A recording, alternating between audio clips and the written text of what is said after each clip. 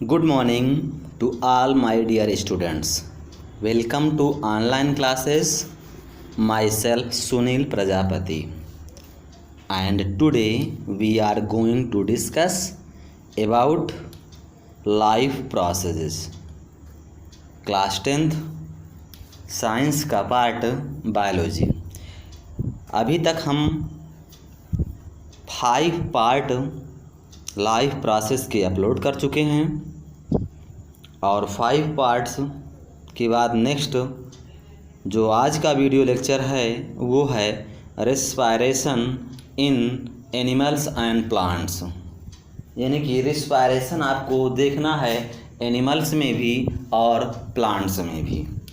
ठीक है बच्चों, तो आइए इससे संबंधित इससे रिलेटिव हम आपको इसमें कुछ रेस्पायरेशन के दिए गए जो एक्टिविटी हैं उन पर भी हम डिस्क्राइब कर लेते हैं और इसमें से कुछ एक्टिविटी बेस्ड क्वेश्चन भी आपके बोर्ड एग्ज़ाम में सीबीएसई बोर्ड में कभी कभार पूछ लिए जाते हैं। तो थोड़ा सा ध्यान दीजिएगा कि आपकी एक्टिविटी का जो क्वेश्चंस दिया गया है कि take some freshly prepared lime water in a test tube. यानी कि एक टेस्ट ट्यूब में फ्रेश वाटर, एक टेस्ट ट्यूब में फ्रेशली प्रिपेयर्ड, ठीक है ना, ताज़ा तैयार किया हुआ lime water in a test tube, परख नली में चूने का पानी लीजिए। ठीक है बच्चों, टेक सम फ्रेशली क्या लेना है, ताज़ा तैयार किया हुआ freshly prepared lime water in a test tube, यानी एक परख नली में चूने का पानी लीजिए। ठीक है। Blow air through this lime water means क्या होता है कि इस चूने के पानी में blow air through this lime water, इस चूने के पानी में निश्वास द्वारा निकली वायु प्रवाहित भी कराना है।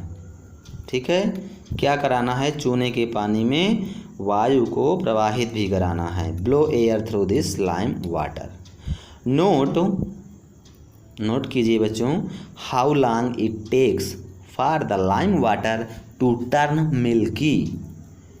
यानी क्या नोट करना है कि चूने के पानी को दूधिया होने में कितना समय लगता है, ये बच्चों आपको नोट करना है। ठीक है, तो आप इसको सेल्फ इसका आंसर दीजिए अपने से। छात्र जो है स्टूडेंट इसको स्वयं अपने से सोचें और हल करें। ठीक है, क्या बताना है कि चूने के पानी को दूधिया होने में कितना समय लगता है। ठीक है, नेक्स्ट दिया गया है यूज अ सिरिंज और पिचकारी to pass air through some fresh lime water taken in another test tube. बेटा, एक सिरिंज या पिचकारी द्वारा दूसरी परख नली में ताज़ा चूने का पानी लेकर वायु प्रवाहित करते हैं। बात समझ में आ गई। यूज अ सिरिंज और पिचकारी, एक सिरिंज या पिचकारी to pass air through some fresh lime water taken in another test tube. तो पिचकारी या सिरिंज द्वारा दूसरी परख नली में ताज़ा चूने का पानी लेकर वायु प्रवाहित करते हैं। नोट कीजिए, how long it takes for this lime water to turn milky. Note कीजिए कि how long it takes for this lime water to turn milky, कि इस बार चूने के पानी को दूधिया होने में कितना समय लगता है। ठीक है, यही आपको फिर से नोट करना है कि चूने के पानी को दूधिया होने में कितना टाइम लगता है। What does this tell us about the amount of carbon dioxide in the air that we breathe out. यानी निश्वास द्वारा, ब्रीथ आउट निश्वास द्वारा निकली वायु में कार्बन डाइऑक्साइड यानी कि CO2 की मात्रा के बारे में यह हमें क्या बताता है। ठीक है, तो यह हमें क्या बताता है। तो बच्चों नॉर्मली इसको समझ लो कि जो यहाँ पे जो डायग्राम बना हुआ है फिगर 6.6A और B, दो डायग्राम दिख रहे हैं आपको।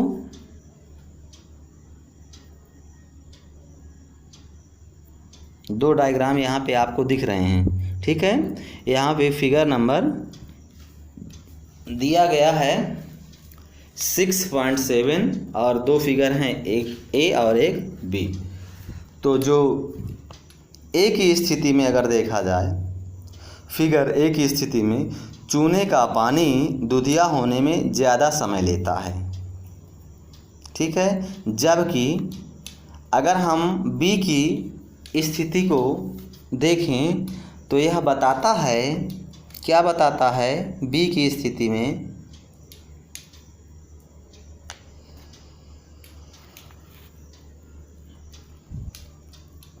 कि जो बाह्य श्वसन होता है, ठीक है ना, ब्रीथ आउट या जो बाह्य श्वसन वाली वायु में सामान्य वायु की तुलना में, सामान्य वायु की तुलना में CO2 अधिक है, CO2 अधिक है। ठीक है, इसलिए बाह्य श्वसन वायु सामान्य वायु की तुलना में चूने के पानी को जल्दी दूधिया कर देती है। ठीक है, तो ये test tube containing lime water है। ठीक है ना, और ट्यूब के माध्यम से, और फिगर जो A है उसमें रबर ट्यूब और पिचकारी और सिरेंज के माध्यम से। तो आपने देखा कि जो बाह्य श्वसनीय वायु में CO2 क्या है, अधिक है।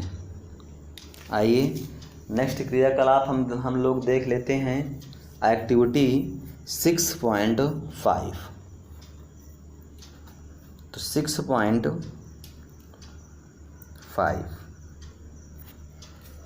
तो ध्यान दीजिए बच्चों कि टेक सम फ्रूट जूस। क्या लेना है बेटा, फल का रस लेना है, आर शुगर सॉल्यूशन या चीनी का घोल।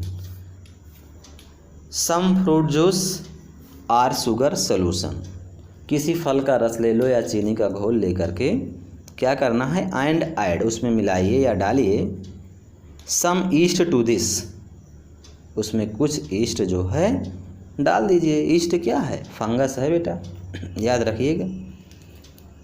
Take this mixture in a test tube, और फिर क्या करना है बेटा, एक परख नली में इस मिक्सचर को fitted with a one hold cork, एक छिद्र वाली कार्क लगी परख नली में इस मिश्रण को ले जाइए। ठीक है, ठीक है। सेकंड नंबर आप ध्यान दीजिए, fit the cork with bent glass tube, यानी कार्क में मुड़ी हुई कांच की नली लगाइए। फिट द कार्क, क्या करना है, फिट द कार्क, कार्क में फिट करिए विथ वेंट ग्लास ट्यूब, मुड़ी हुई कांच की नली लगाइए। Dip the free end of the glass tube into a test tube containing freshly prepared lime water, कांच की नली के स्वतंत्र सिरे को ताज़ा तैयार चूने के पानी वाली परख नली में ले जाइए। ठीक है भाई, डिप द फ्री, नली का जो स्वतंत्र सिरे को हमें क्या करना है, ऑफ द ग्लास की या कांच की नली के स्वतंत्र सिरे को क्या करना है, tube into a test tube containing freshly prepared lime water, यानी कि ताज़ा तैयार चूने के पानी वाली परख नली में ले जाइए। वाट चेंज इज ऑब्जर्व्ड, चूने के पानी में होने वाले क्या हैं, what change is observed in the lime water, चूने के पानी में होने वाले परिवर्तन को। And how long does it take for this change to occur, तो क्या करना है और इस परिवर्तन में लगने वाले समय के अवलोकन को भी नोट कीजिए।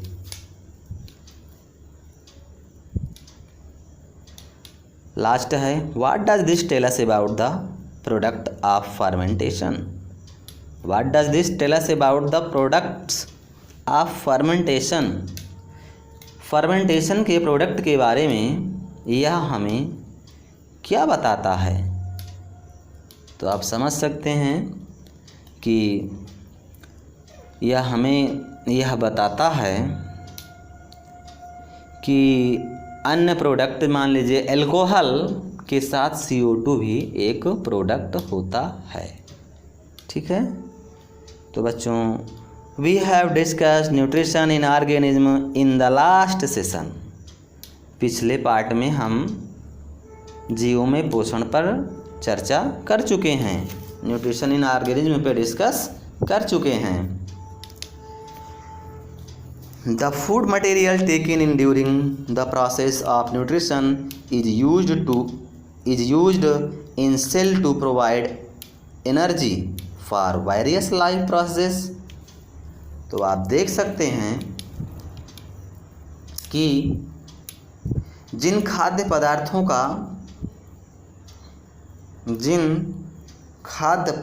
को लिया गया है, the food material taken during the process, nutrition process के लिए उसमें क्या किया गया है कि nutrition is used in cell to provide energy. तो जो भी न्यूट्रिशन में एनर्जी का यूज, न्यूट्रिशन का यूज किया गया है इन सेल्स में टू प्रोवाइड एनर्जी, मतलब आप समझ चुके होंगे कि विभिन्न टाइप की क्या वेरियस लाइफ प्रोसेस, विभिन्न लाइफ प्रोसेस के लिए एनर्जी प्रदान करने के लिए करती है। फिर समझिएगा कि the food material taken, food material को लेने के लिए during the process of nutrition की जो प्रक्रिया होती है इज यूज्ड इन सेल्स, तो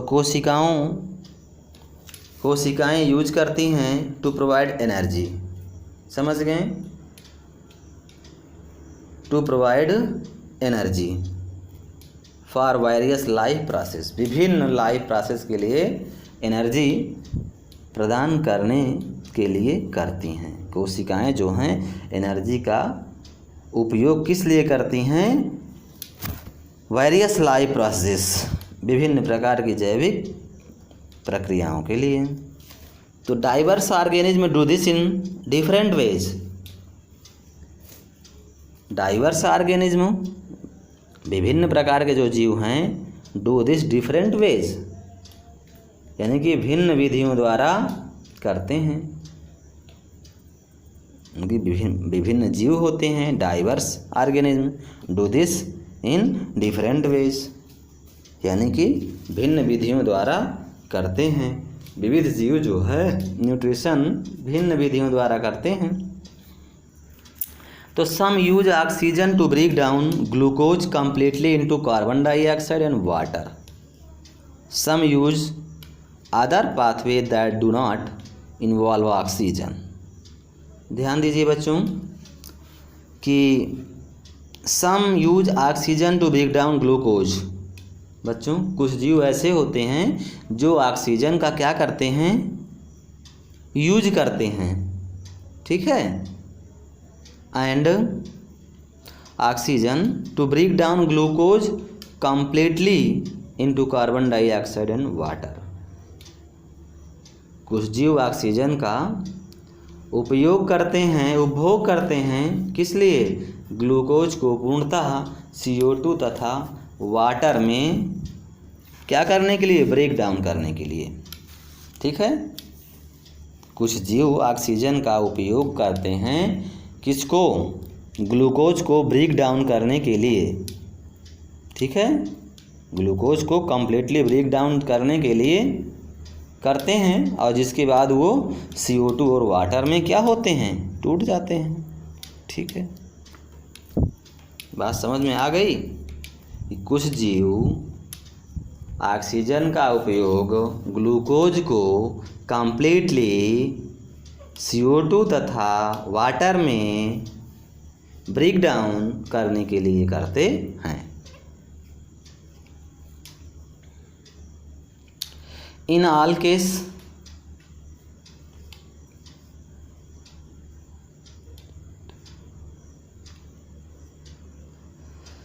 हाँ, तो some use other pathways that do not involve oxygen. Some use other pathways that do not involve oxygen. कुछ दूसरे जीव भी हैं जो दूसरे पथ का उपयोग करते हैं जिसमें क्या? ऑक्सीजन प्रयुक्त नहीं होती है, जिसमें ऑक्सीजन प्रयुक्त नहीं होती है, ठीक है बच्चों। कि सम यूज अदर पाथवेज, कुछ जीव दूसरे पथ का उपयोग करते हैं, that do not involve oxygen, जिसमें ऑक्सीजन प्रयुक्त नहीं होती है, ठीक है। In all case the first step is the break down of glucose. इन सभी अवस्थाओं में ध्यान दीजिएगा बच्चों कि इन ऑल केस, इन सभी अवस्थाओं में the first step is the break down of glucose. पहला जो स्टेप होता है, फर्स्ट स्टेप में क्या किया जाता है? फर्स्ट स्टेप में ग्लूकोज जो है 6 कार्बन मालिक्यूल्स, एक 6 कार्बन वाले अणु का into a 3 carbon molecule called pyruvate, यानी कि 6 कार्बन वाले अणु का 3 कार्बन वाले अणु पायरूवेट में ब्रेक डाउन कर देना है, तोड़ देना है, ठीक है। In all cases the first step is the break down of glucose. सभी अवस्थाओं में अगर पहला स्टेप देखा जाए तो ग्लूकोज का ब्रेक डाउन होता है और यह 6 कार्बन मालिक्यूल से इंटू 3 कार्बन मालिक्यूल्स में क्या होता है? टूट जाता है, जिसे क्या कहते हैं? पायरूवेट। 3 कार्बन वाले अणु क्या हैं? पायरूवेट हैं। और 6 कार्बन वाले अणु का क्या नाम है? ग्लूकोज। ध्यान दीजिए, ग्लूकोज में C6 होता है, कार्बन 6 होते हैं। वहीं पे अगर जब पायरूवेट की बात किया जाएगा तो वहाँ पे क्या हो जाएगा? 3 कार्बन वाले, ठीक है ना, C3 हो जाएगा, तो वो क्या है? पायरूवेट में विखंडन है, पायरूवेट में कन्वर्ट हो जाते हैं। This process take place in the cytoplasm. यह प्रक्रिया कहाँ होती है? बहुत ही इम्पॉर्टेंट है प्यारे बच्चों, ध्यान दीजिएगा।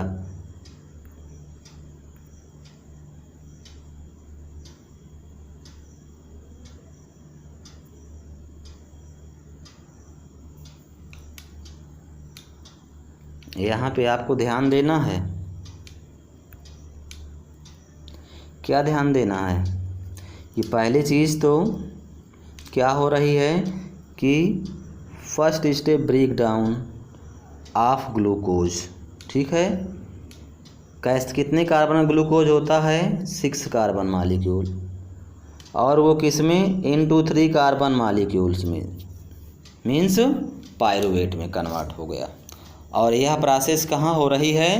This process take place cytoplasm. कहाँ हो रही है? ये प्रोसेस कहाँ हो रही है? एक 6 कार्बन मालिक्यूल्स 3 कार्बन वाले पायरुवेट में ब्रेक डाउन हो जाता है, टूट जाता है। और यह प्रोसेस कहाँ हो रही है? साइटोप्लाज्म में, सेल के साइटोप्लाज्म में। फर्दर देखिए, द पायरुवेट में be converted into ethanol and carbon dioxide. इसके पश्चात जो पायरुवेट होगा इथेनॉल तथा CO2 में परिवर्तित हो सकता है। फर्दर द पायरुवेट किस में कन्वर्ट हो जाएगा? एथेनॉल और कार्बन डाइऑक्साइड में। याद रखिएगा इसको भी।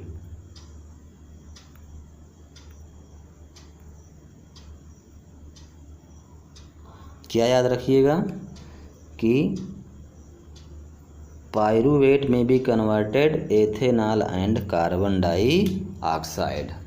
6 कार्बन वाले ग्लूकोज 3 कार्बन वाले पायरुवेट में बदल गए। अब ये 3 कार्बन वाले पायरुवेट किस में टूट गए हैं? एथेनॉल एंड कार्बन डाइऑक्साइड में। This process take place in yeast during fermentation. आप समझ गए होंगे कि यह जो प्रोसेस है फर्मेंटेशन के समय ईस्ट में होता है। ठीक है, यह प्रोसेस फर्मेंटेशन के समय कहाँ होता है? ईस्ट में होता है।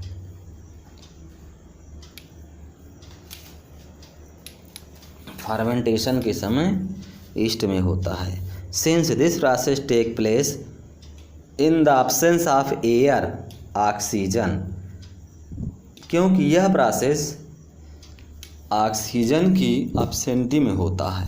फर्मेंटेशन की जो प्रक्रिया हो रही है प्रेजेंट ऑफ ऑक्सीजन में होती है कि absent of oxygen? Absent of oxygen में होती है। ठीक है ना, ईस्ट फंगस है और उसमें क्या है? Absent of oxygen. ठीक है ना, तभी तो एथिल अल्कोहल और CO2 में कन्वर्ट होता है। तो आइए ध्यान दीजिए इधर। Absence of air oxygen, it is called anaerobic respiration. और इसी को हम क्या कहते हैं? Anaerobic respiration. ध्यान दीजिएगा।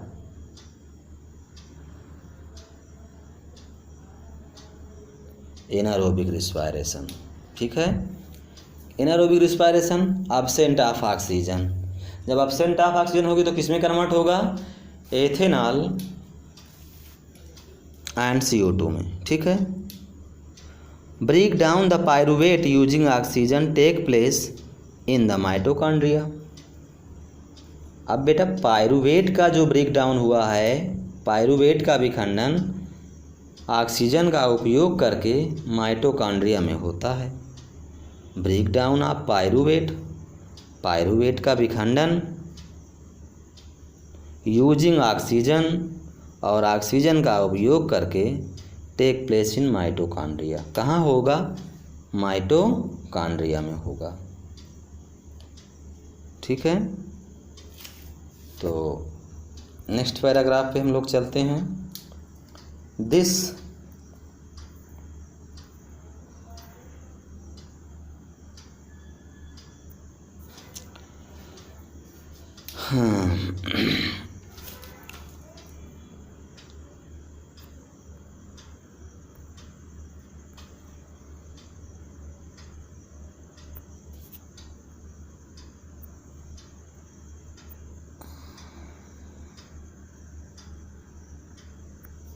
दिस प्रोसेस, ध्यान दीजिए बच्चों, दिस प्रोसेस, यह जो प्रक्रिया होती है, breaks up the 3 carbon pyruvate molecule to give 3 molecules of carbon dioxide.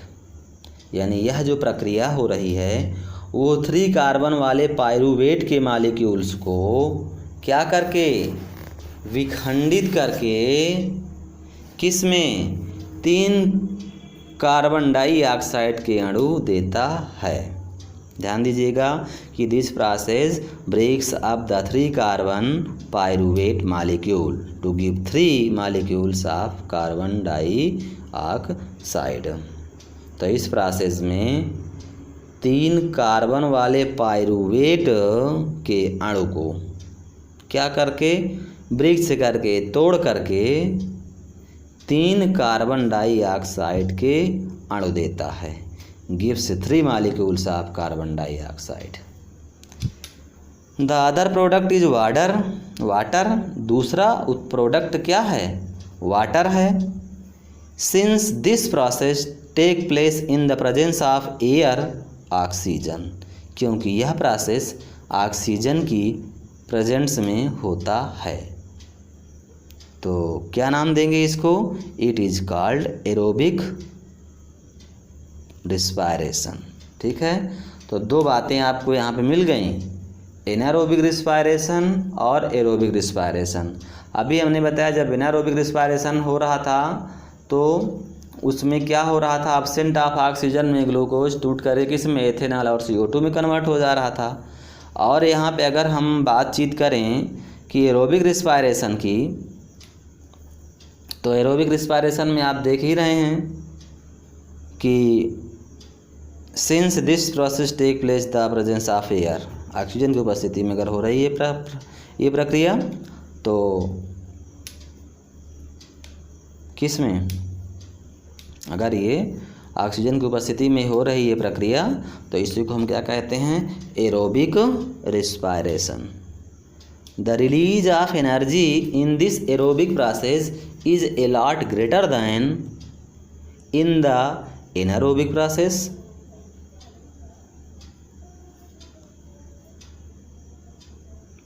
वायवीय श्वसन में ऊर्जा का मोचन, यानी कि एरोबिक रिस्पायरेशन में एनर्जी का, ठीक है, एरोबिक रिस्पायरेशन में क्या किया जा रहा है कि the release of energy in this aerobic process, aerobic process में बेटा एनर्जी क्या होती है, रिलीज होती है, is a lot greater than, ठीक है ना, इज ए लॉट बहुत अधिक मात्रा में, ठीक है, किसकी अपेक्षा, एनारोबिक प्रोसेस, ठीक है ना, एनारोबिक प्रोसेस की अपेक्षा बहुत अधिक होती है। तो एरोबिक में एनर्जी रिलीज होती है, बहुत अधिक रिलीज होती है, लेकिन एनारोबिक में लेस एनर्जी, बहुत कम मात्रा में एनर्जी रिलीज होती है। तो याद रखिए बेटा, ये डिफरेंस था आपके लिए, difference between aerobic and anaerobic, aerobic and anaerobic respiration. ठीक है, इस प्रोसेस को आपको ध्यान रखना है।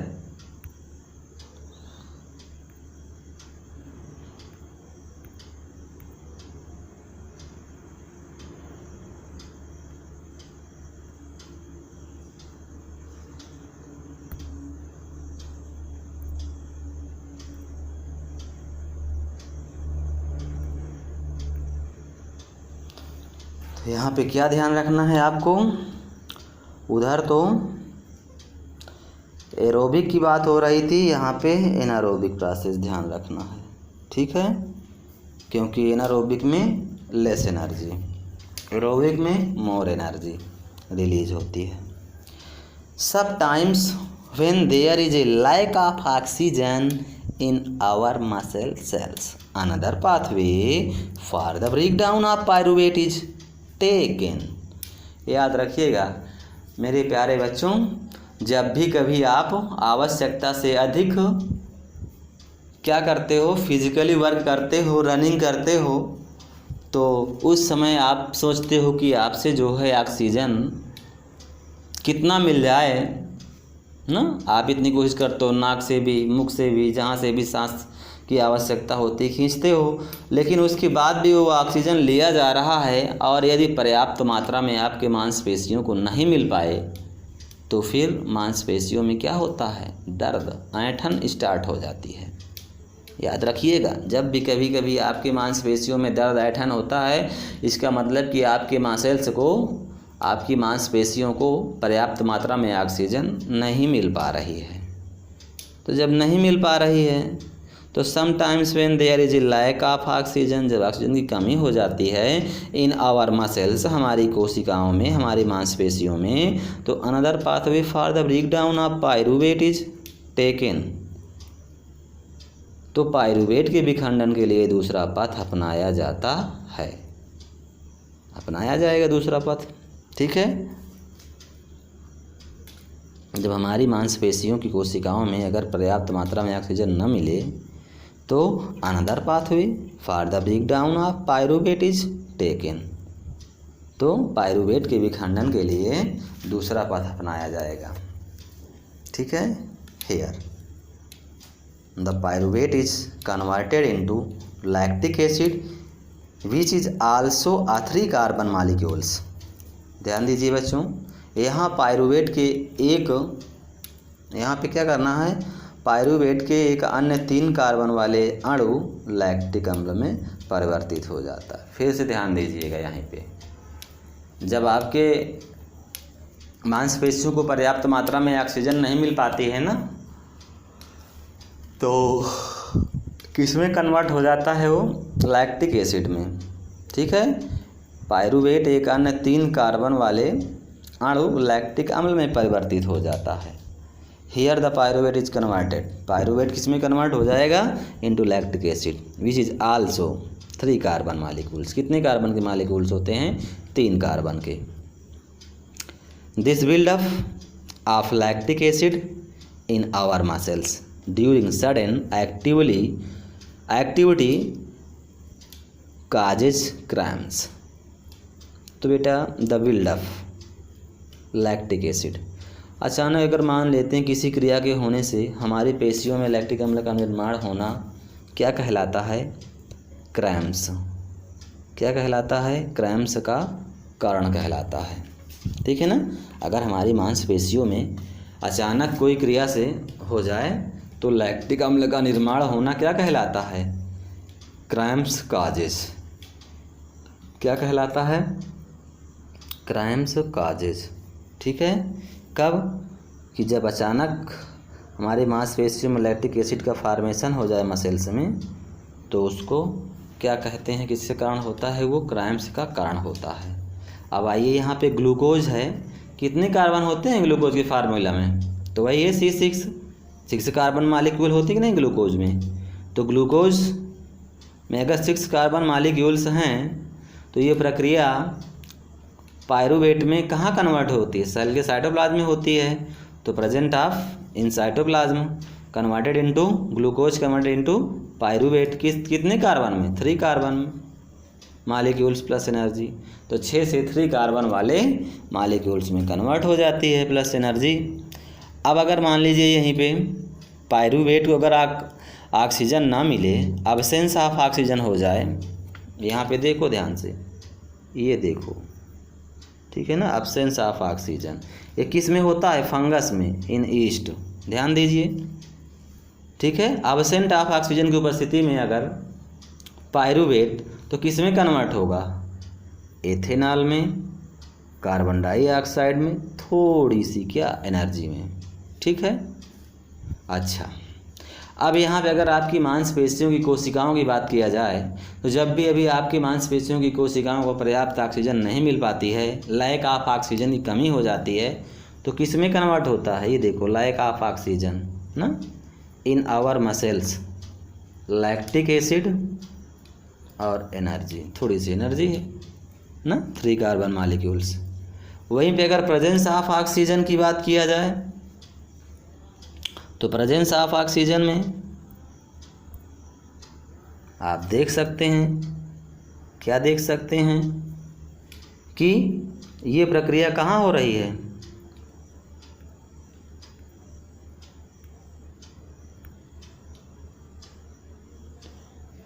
ये प्रक्रिया आपके ऑक्सीजन वाली माइटोकॉन्ड्रिया में हो रही है, प्रेजेंस ऑफ ऑक्सीजन। तो इसमें क्या होगा, कार्बन डाइऑक्साइड और वाटर प्लस मोर एनर्जी। ठीक है ना, प्रेजेंस ऑफ, ये एरोबिक रिस्पायरेशन हो गया। तो break down the glucose by various pathways. बच्चों ये बहुत इंपॉर्टेंट है, आपके बोर्ड एग्जाम में आता है प्रश्न यहाँ से, very most important, very important.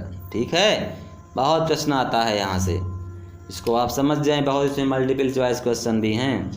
ठीक है, चलो तो नेक्स्ट हम लोग चलते हैं बेटा the energy release during cellular respiration is immediately used to synthesize a molecules called ATP. ध्यान दीजिएगा कि जो कोशिकीय श्वसन द्वारा जो एनर्जी रिलीज हुई थी तत्काल ही एटीपी नामक अणु के निर्माण में यूज कर ली जाती है। द एनर्जी रिलीज, जैसे एनर्जी रिलीज हो गई ड्यूरिंग रिस्पायरेशन के दौरान, इज इमीडिएटली तुरंत used to synthesize a molecule called ATP. ठीक है, तो वो एटीपी के निर्माण में उसको यूज कर लिया जाता है। Which is used to fuel all other activities in the cell. और क्या होता है, जो कोशिका की अन्य क्रियाओं के लिए ईंधन की तरह प्रयोग होता है।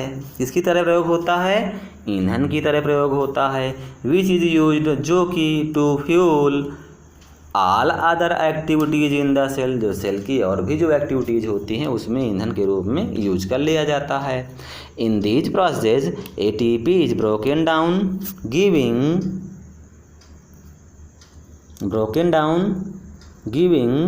rise to a fixed amount of energy which can drive the endothermic reaction taking place in the cell।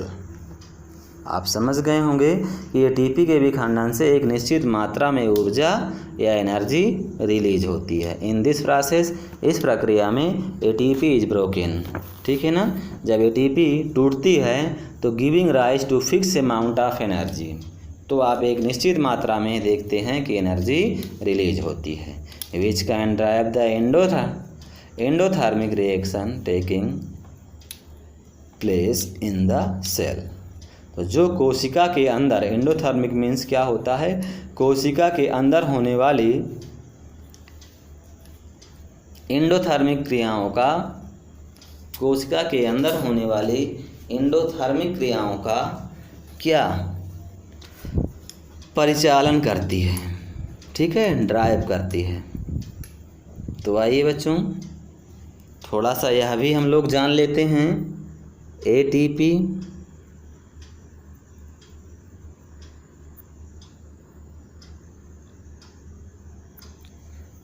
जान लेते हैं, more to know.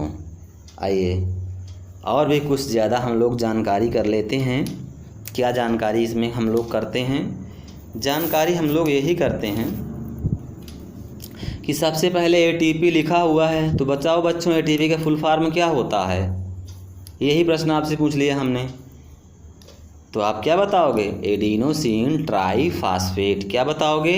Adenosine triphosphate. अब ध्यान दीजिएगा, ATP is the energy currency for most cellular processes. कितना important line है बेटा, याद रखिएगा। ATP is the energy currency for most cellular processes. ठीक है, तो एटीपी क्या है? ATP is the energy currency, ऊर्जा की मुद्रा है। किसके लिए? फॉर मोस्ट सेलुलर प्रोसेसेस, कोशिकीय प्रक्रियाओं के लिए। कोशिकीय प्रोसेस के लिए जो है एटीपी क्या है? एनर्जी करेंसी होती है। याद रखिएगा, बहुत इम्पोर्टेंट प्रश्न है, ध्यान दीजिए बच्चों, बहुत इम्पोर्टेंट है ये। तो ATP is the energy currency for most cellular process. ठीक है, आइए अब हम लोग आगे ध्यान देते हैं थोड़ा सा। The energy release during the process of respiration. बेटा एनर्जी जब भी रिलीज होती है तो कहाँ पे? रिस्पायरेशन में। ठीक है ना, रिस्पायरेशन की प्रोसेस में एनर्जी क्या होती है? रिलीज होती है during the process of respiration. Respiration के दौरान जो है एनर्जी क्या होती है? रिलीज होती है। Is used to make an ATP molecule from ADP an inorganic phosphate. तो याद रखिएगा कि ADP तथा इनऑर्गेनिक फास्फेट से ATP अणु को बनाया जाता है। ATP किससे बनता है? ATP का निर्माण किस किस से होता है? तो ADP means adenosine diphosphate plus phosphate. कौन सा फास्फेट? इनऑर्गेनिक फास्फेट लिखा हुआ है ना। और फिर इसके आगे adenosine diphosphate plus inorganic phosphate, ये मिल करके ATP का निर्माण करते हैं। ठीक, आइए, endothermic process in the cell then use this ATP to drive the reaction. जो इंडोथर्मिक प्रोसेस में सेल के अंदर, तब इसी ATP का यूज एक्टिविटी के परिचालन में करते हैं। Endothermic process in the cell then use this ATP to drive the reaction. ठीक है, उपयोग करते हैं हम लोग इस तरह की क्रियाओं के परिचालन में। आइए, when the terminal phosphate linkage in ATP is broken using water. जल का उपयोग करने के बाद ATP में जब टर्मिनल फास्फेट लिंकेज सहलग्नता खंडित होती है, when the terminal phosphate linkage, जब terminal phosphate linkage in ATP, समझ गए हैं, in ATP is broken using water. जल का उपयोग करने के बाद ATP में जब terminal phosphate linkage break down होती है, तो the energy equivalent to 30.5 kilo joule प्रति मोल इज रिलीज्ड। तो 30.5 किलो जूल प्रति मोल के तुल्य ऊर्जा मोचित होती है या रिलीज होती है। ठीक है, energy equivalent to 30.5 kilo joule प्रति मोल इज रिलीज्ड। एनर्जी जो है रिलीज होती है पर मोल। ठीक है, think of how a battery can provide energy for many different kind of uses. Think of how a battery can provide energy. सोचिए बेटा, कैसे एक बैटरी विभिन्न प्रकार के उपयोग के लिए, many different kinds of use, विभिन्न प्रकार के उपयोग के लिए कैन प्रोवाइड एनर्जी, ऊर्जा प्रदान करती है कि नहीं। It can be use to obtain mechanical energy, और यह यांत्रिक ऊर्जा, light energy, it can be use to obtain mechanical energy, light energy, electrical energy and so on. समझ गए? इसी प्रकार अन्य के लिए उपयोग में लाई जाती है। Mechanical energy, light energy, electric energy and so on, इसी प्रकार अन्य के लिए ही उपयोग में लाई जाती है। सिमिलरली इसी तरह देख सकते हैं कि ATP can be used in the cells for the contraction of muscles. इसी तरह कोशिका में ATP का उपयोग पेशियों के सिकुड़ने, कंट्रैक्शन ऑफ मसल्स, पेशियों के सिकुड़ने, protein synthesis, conduction of nervous impulse and many other activities. यानी कि आप कह सकते हैं कि तंत्रिका आवेग का संचरण आदि अनेक क्रियाओं के लिए किया जाता है, अनेक क्रियाओं के लिए किया जाता है। तो ये तो बात रही कि आपके रिस्पायरेशन से रिलेटिव। ठीक है,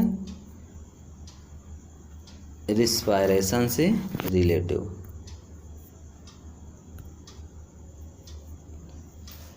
तो अभी आगे भी हम लोग इस पे डिस्कस करना बाकी है।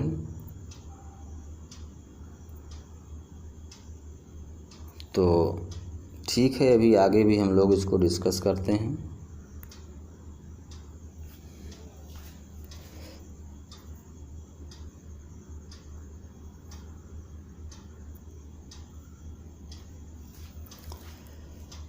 Since the aerobic respiration pathway depends on oxygen, aerobic organisms need to ensure that there is sufficient intake of oxygen। क्योंकि एरोबिक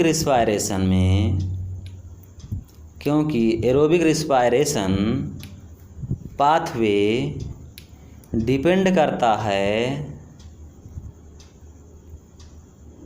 ऑन ऑक्सीजन। ठीक है, एरोबिक पाथवे किस पे डिपेंड करता है? ऑक्सीजन पर।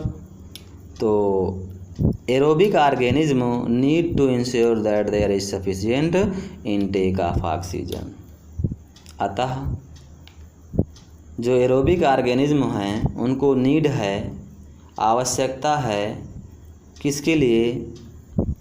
Ensure that there of sufficient intake of oxygen, कि पर्याप्त मात्रा में ऑक्सीजन ग्रहण की जा रही हो, पर्याप्त मात्रा में ऑक्सीजन ग्रहण की जा रही हो। ठीक है। We have seen that plant exchange gases through stomata. ध्यान दीजिएगा बच्चों, हम देख चुके हैं, क्या कर चुके हैं? हम देख चुके हैं we have seen that plant exchange gases through stomata, कि पौधे गैसों का आदान प्रदान स्टोमेटा के द्वारा करते हैं। किसके द्वारा करते हैं? स्टोमेटा के द्वारा करते हैं। We have seen that plants exchange gases through stomata. ठीक है ना, प्लांट्स जो होते हैं गैसों का एक्सचेंज किसके माध्यम से करते हैं? स्टोमेटा के माध्यम से करते हैं। And the large inner cellular spaces ensure that all cells are in contact with air. और कह सकते हैं जो इंटरसेलुलर स्पेस हैं, यह सुनिश्चित करते हैं, इंश्योर करते हैं, क्या करते हैं? कि that all cells are in contact with air, कि सभी कोशिकाएं वायु के संपर्क में होती हैं, हवा के संपर्क में होती हैं। ठीक है। Carbon dioxide and oxygen are exchanged by diffusion here. ध्यान दीजिए बच्चों, कार्बन डाइऑक्साइड और ऑक्सीजन का आदान प्रदान किसके द्वारा होता है? डिफ्यूजन के द्वारा होता है। CO2 एंड O2 का एक्सचेंज किसके द्वारा होता है? डिफ्यूजन द्वारा होता है। तो they can go into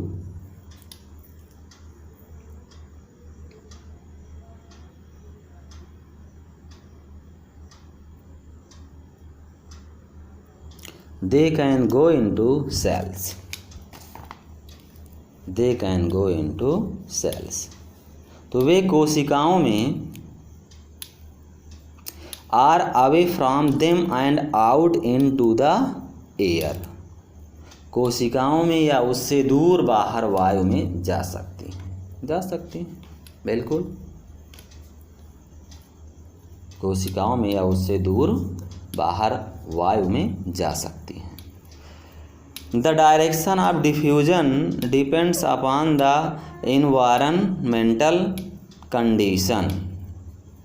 the direction of diffusion depends, देखो बेटा, विसरण की दर या डिफ्यूजन की जो डायरेक्शन है, डिफ्यूजन की डायरेक्शन है, वो डिपेंड अपॉन द एनवायरमेंटल, किस पे डिपेंड होती है? पर्यावरणीय अवस्थाओं। और उसके साथ साथ देखा जाए environmental condition and the requirement of the plant तो पौधे की आवश्यकता पर निर्भर करती है।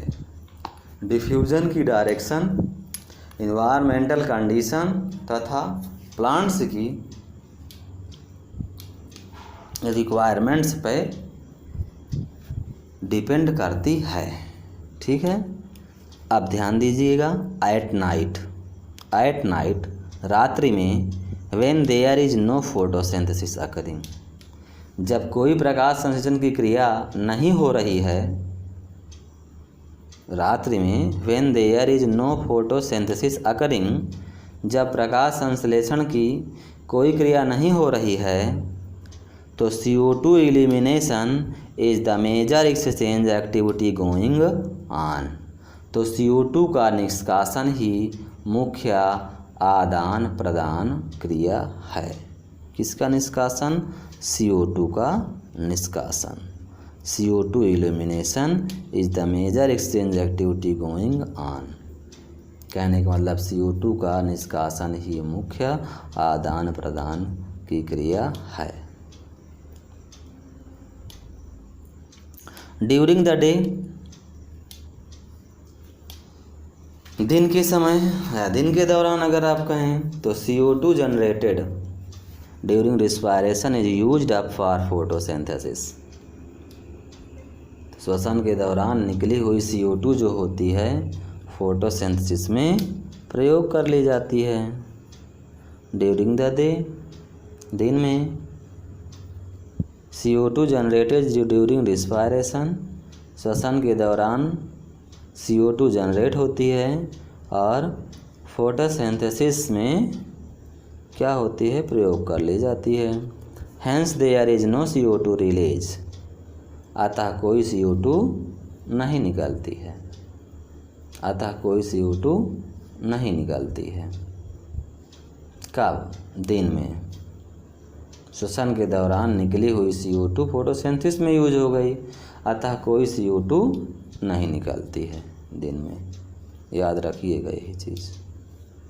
Hence there is no CO2 release, instead oxygen release is the major event at this time.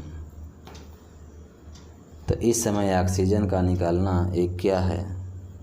मुख्य घटना है। ठीक है। Animals have evolved different organs for the uptake of oxygen from the environment।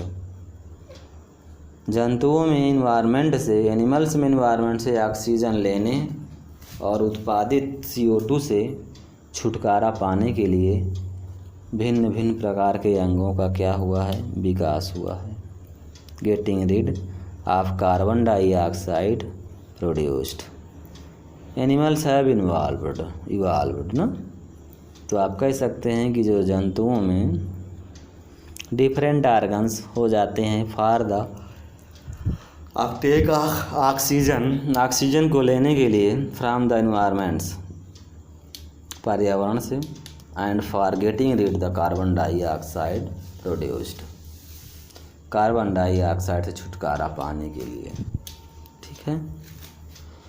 Terrestrial animals can breathe the oxygen in the atmosphere, परंतु जो terrestrial animals can breathe oxygen in the atmosphere, terrestrial animals atmosphere या वायुमंडलीय oxygen लेते हैं। जो स्थल में रहते हैं वो वायुमंडलीय ऑक्सीजन लेते हैं। But animals that live in water need to use the oxygen dissolve in water, परंतु जो जंतु जल में रहते हैं उन्हें जल में विलेय ऑक्सीजन के उपयोग करने की आवश्यकता होती है। ठीक है। जो स्थल में रहते हैं वो तो वायुमंडलीय ऑक्सीजन लेते हैं, परंतु जो जल में रहते हैं वो जल में घुली हुई ऑक्सीजन का उपयोग करने की आवश्यकता होती है। तो यहाँ पे बच्चों आपका एक्टिविटी 6.6 फिर से दिया गया है। एक्टिविटी आपकी यहाँ पे 6.6। तो क्या दिया गया है एक्टिविटी में, ध्यान से देख लेते हैं। एक्टिविटी के प्रश्न भी हम लोग यहाँ ध्यान से देख लेते हैं। यही दिया गया है कि observe fish in an organism, एक जलशाला में, ठीक है, एक्वेरियम है। Observe fish in an aquarium, एक जलशाला में मछली का अवलोकन कीजिए। Observe fish in an aquarium क्या है कि एक एक्वेरियम में मछली का या मछली को ऑब्जर्व कीजिए। They open and close their mouth, वे अपना मुंह खोलती और बंद करती रहती है। And the gill slits behind their eyes also open and close, और साथ ही साथ आँखों के पीछे जो गिल स्लिट्स होते हैं वह भी खुलता और बंद होता रहता है। तो are the timing of the opening and closing of the mouth and gill slits coordinated in some manner. क्या मुंह और गिल स्लिट्स, क्या माउथ और गिल स्लिट्स के खुलने और बंद होने के समय में किसी प्रकार का कोऑर्डिनेशन है, समन्वय है? यही आपको बताना है कि हाँ भाई, कोऑर्डिनेशन ना होता तो कैसे वे बारी बारी से खुलते और बंद होते। ठीक है, तो यस, आंसर इसका यस में होगा। Count the number of times the fish open and close its mouth in a minute. ध्यान दीजिएगा बच्चों, गिनती करना है कि मछली जो है 1 मिनट में कितनी बार मुंह खोलती और बंद करती है। Count the number of times the fish की संख्या को गिनना है कि open and close its mouth, मुंह को खोलना और बंद करने की जो संख्या है उसको आपको क्या है, गिनती करना है 1 मिनट में।